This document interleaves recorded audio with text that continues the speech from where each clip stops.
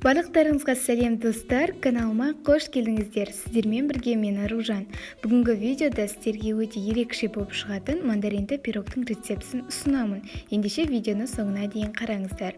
Жұмыртқамыз бен қантымызды жақсылап миксермен араластырып алуымыз қажет.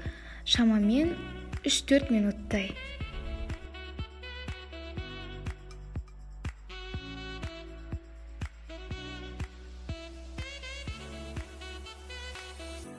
Массамыз жақсылап араласқаннан соң ерітілген сары майымызды қосамыз. Сары майымыз қатты ыстық болмауы қажет. Және ванильный қант салып, тағы да жақсылап миксермен араластырамыз.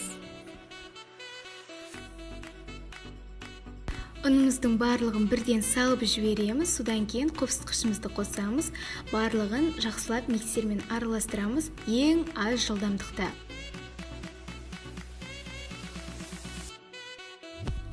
Міне біздің пирогымыздың массасы дайын. Келесі бізге 24 диаметрлі форма қажет болады. Тестамызды формамызға құйып, бетіне мандариндерімізді әдемілеп салып шығамыз. Алдын ала пешті қыздырып қоюды ұмытпаңыздар. Пирогымызды 180 градуста 25-30 минуттай пісіріп аламыз. Міне достар, біздің пирогымыз дайын. Көріп тұрғандарыңыздай өте әдемі болып шығады. Жұмсақтығын енді сөзбен айтып жеткізе алмаймын. Сіздерге міндетті түрде ұнайды. Жасап көріңіздер. Бұл пирогты мандарин жақсы көретіндер міндетті түрде жеп көру керек.